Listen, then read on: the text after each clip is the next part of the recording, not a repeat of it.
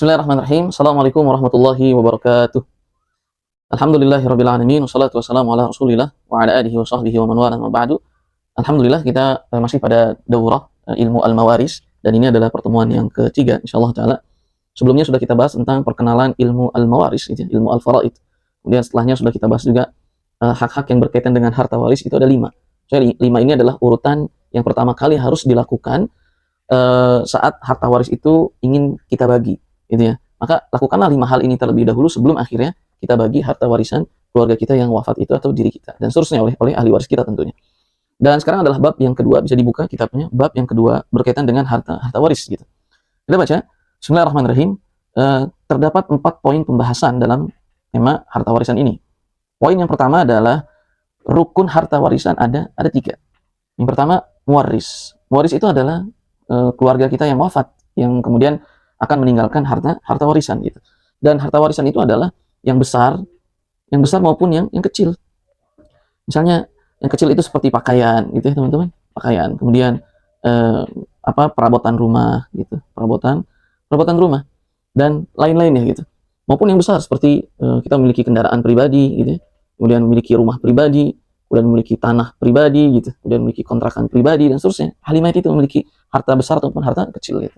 Dan diperbolehkan bagi ahli waris itu untuk membagi atau menyedekahkan harta-harta waris yang kecil seperti pakaian yang mungkin kalaupun dijual tidak memberikan nilai yang besar dan seterusnya, kecuali nilainya itu besar sehingga itu diberikan kepada ahli warisnya. Perabotan rumah misalnya disedekahkan karena tidak memiliki nilai yang besar, kemudian pakaian disedekahkan dan seterusnya. Nah, dan namanya muwaris, orang yang akan wafat itu dan meninggalkan harta warisan, tidak mesti orang yang wafat itu harus meninggalkan harta waris gitu. Karena saat ia masih hidup boleh baginya untuk menyedekahkan seluruh hartanya, menghibahkan seluruh hartanya, menyedekahkan seluruh hartanya gitu ya. Di jalan Allah Subhanahu wa taala itu diperbolehkan. Seperti yang dilakukan oleh Abu Bakar As-Siddiq radhiyallahu taala anhu. Saat beliau mendapatkan keuntungan dari jual beli tijarahnya itu, beliau datang ke Rasulullah SAW, kemudian meletakkan harta yang sangat banyak itu, kemudian dia Rasulullah ini sedekah di jalan Allah Subhanahu wa taala. Kemudian itu seluruh hartanya Abu Bakar gitu. Seluruh hartanya Abu Bakar. Kemudian Umar bersedekah setengah hartanya Umar bin Khattab radhiyallahu taala anhu gitu. Walaupun nanti dalam hadis lain Rasulullah SAW pernah menasihati kepada seorang sahabat, lebih baik kalian meninggalkan keluarga kalian dalam keadaan bercukupan saat kalian wafat. Memiliki harta waris maksudnya untuk keluarga, ahli waris gitu.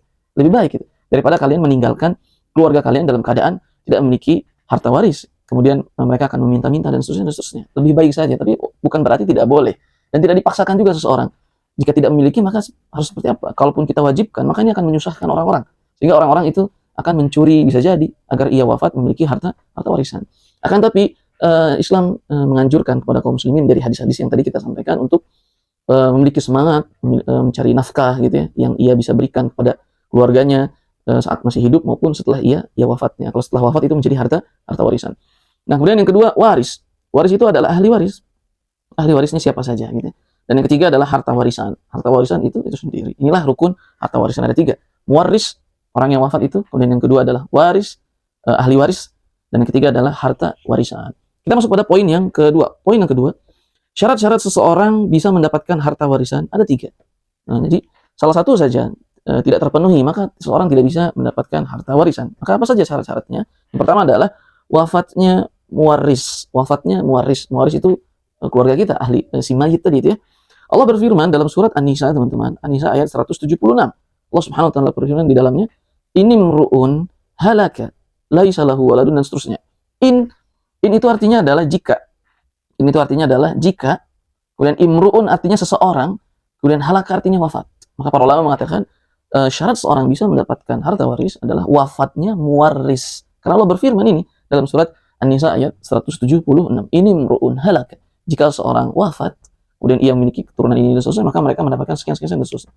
Surat An-Nisa ayat 176. Jadi saat muwaris itu belum wafat, maka hartanya tidak boleh dibagi-bagi sebagai harta warisan. Tidak boleh, karena muwarisnya belum wafat, maka tidak boleh dibagi sebagai harta warisan. Poin yang kedua adalah ahli warisnya masih hidup. Ahli warisnya masih hidup. Jadi keluarga kita nih akan jadi ahli waris kita, dia masih hidup. Kalau dia sudah wafat, maka dia tidak mendapatkan harta warisan dari kita saat kita wafat. Misalnya contoh, kita wafat nih. Contoh, ahli waris kita misalnya ada 4. Maka saat kita wafat, sebelumnya anak yang pertama itu wafat. Nah, maka saat kita wafat, anak pertama sudah wafat lebih awal, maka dia tidak mendapatkan harta warisan.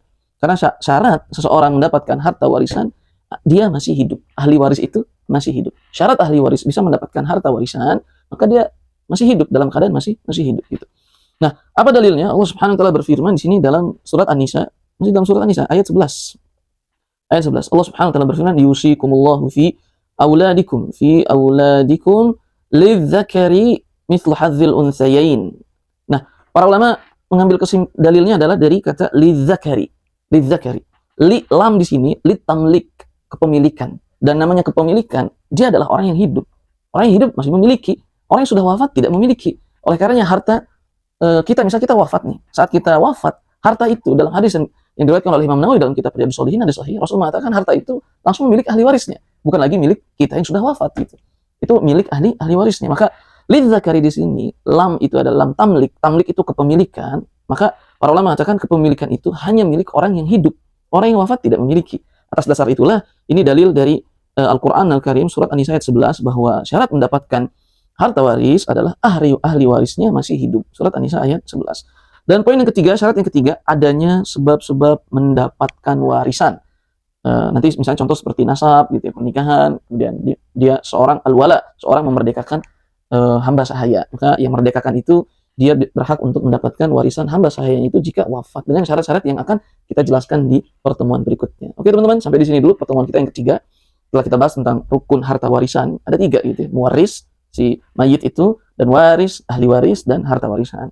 Kemudian tadi sudah kita sebutkan apa sih harta warisan itu, mau besar mau kecil, yang ditinggalkan oleh si mayit gitu ya, barang pribadinya yang besar maupun yang kecil itu menjadi harta warisan, pakaian, perabotan gitu ya, kemudian kendaraan pribadi, tanah miliknya pribadi, rumah miliknya pribadi, kontrakan yang ia miliki, usaha yang ia miliki, tabungan yang ia miliki, emas yang ia miliki. Nah kemudian tadi juga ada anjuran bagaimana setiap kita ini memiliki harta saat kita wafat ya, untuk menjadi warisan ahli waris kita, anak istri kita dan seterusnya.